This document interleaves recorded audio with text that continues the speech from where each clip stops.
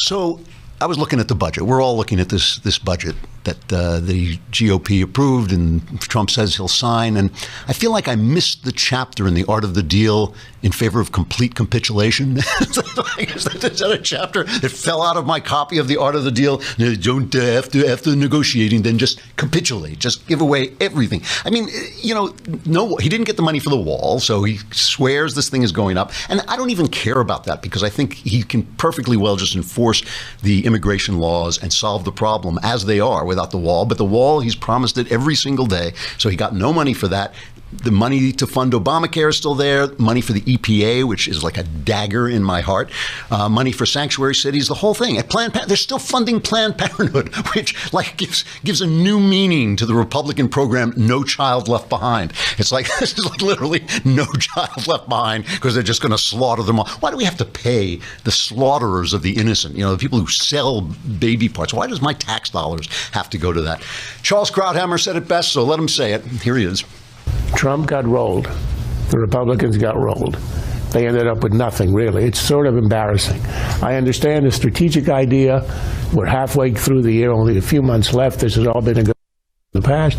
You save your fire for September when you do next year. That's what they say every time. They save their fire, and they don't use it the next time.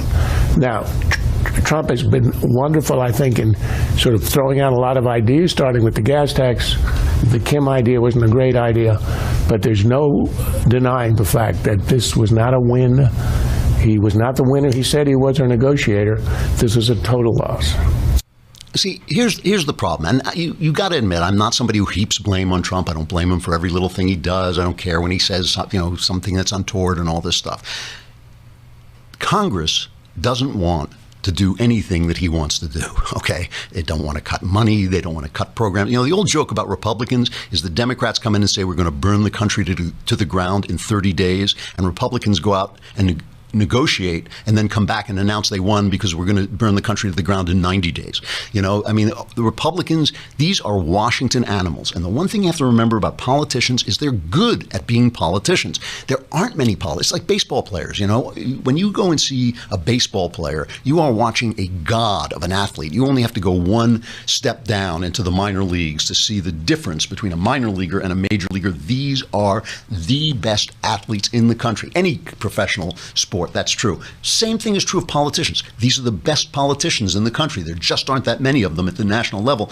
But they're good at being politicians, right? They're not good at getting you what you want. They're not good at cutting government. They're not good at following the Constitution. They're good at being politicians. And what politicians do is they buy votes and they sell influence and they make themselves powerful. That's what politicians do. There's no way in which they are in league with the Trump agenda. And the Trump agenda is a difficult one to use for leadership, okay? Because he's not a conservative, he's a populist. So that means that there are some things he wants to do that conservatives like. He's pro-gun. He seems to be following up on being anti-abortion. He's pro-constitution. He knows that's a big crowd pleaser for conservatives. But he also keeps promising that he's not going to get rid of the rule in Obamacare that funds pre-existing conditions. He really is not going to get rid of Obamacare. It's like you can't repeal it when the president of the United States is basically saying everybody is going to be taken care of. So there's not a lot of way for him to gather the Congress in one place and say, you guys are going to get this and you guys are going to get that, because he's kind of all over the place. He's kind of all over the place.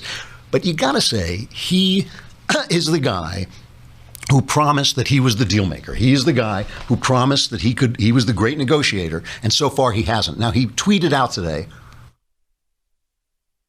this morning he tweeted out, oh, well, what we need is 60 votes, and next time we'll let the government get shut down. So at least he's learning to speak like a Republican, because that's what Republicans always say. Next time, and you just haven't given us enough votes. We needed the Congress. Now we need the president. Oh, now we need a supermajority. So he sounds exactly like a Republican politician now. But, he did say that this is the kind of thing he could do. Now, listen, there's a strategy behind this.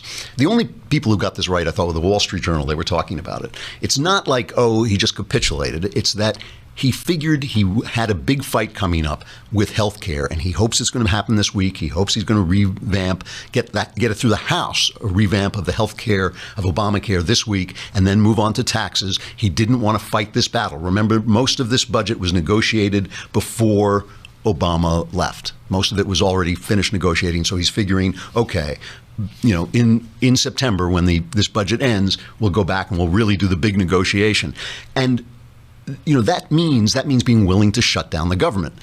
And the other thing about Republicans is you got to understand, Republicans are so slapped into a daze of stupid obedience by decades of a media that just blames them for everything. They are so scared. They are so gun shy. If they're in the majority and they shut down the government, it's their fault. If they're in the minority and they shut down the government, it's their fault. If they're just walking by and they're not even elected, it's their fault. It doesn't matter. The media will always blame them, and they're afraid of that. And what they don't realize is, what they haven't taken advantage of, because they really don't like Trump, a lot of them, they don't realize that Trump has made that completely irrelevant. He has completely isolated and marginalized the press. They could have withstood this to close the government. They could do it next time. It's not going to kill them. They're not going to be voted out of office for that. They will be voted out of office if they continue to do nothing, if they can't pass health care, if they can't get a tax thing going. The other thing about this, and I'm going to say this to conservatives,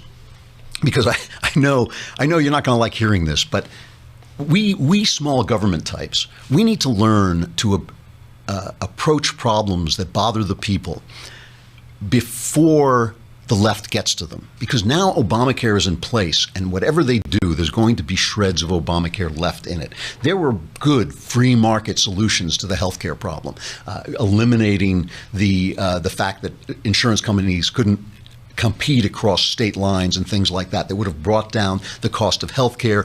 A lot more competition, a lot less regulation would have done a lot of good things. But we don't address these problems because the left gets to them first, because we think small government means government does nothing. But government can facilitate solutions that are free market, that are more libertarian. The other day, I'm not going to play this because it's just too long, but Jimmy Kimmel went on, and his little baby, his wife had a baby, and the baby had a heart problem and needed bypass surgery, this amazing bypass surgery. And he told this thing, and he's crying on air, and it's all very sympathetic. And at the end of it, he makes it a pitch for universal health care. He makes it a pitch for Obamacare. Oh, before 2014, he would have died because a millionaire like Jimmy Kimmel couldn't have gotten it. And he makes this pitch for this.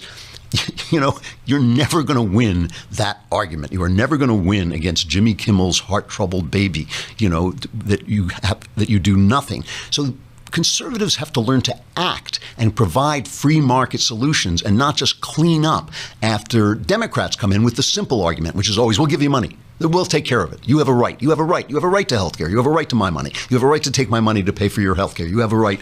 That argument is going to win if you don't solve the problem with small government solutions first,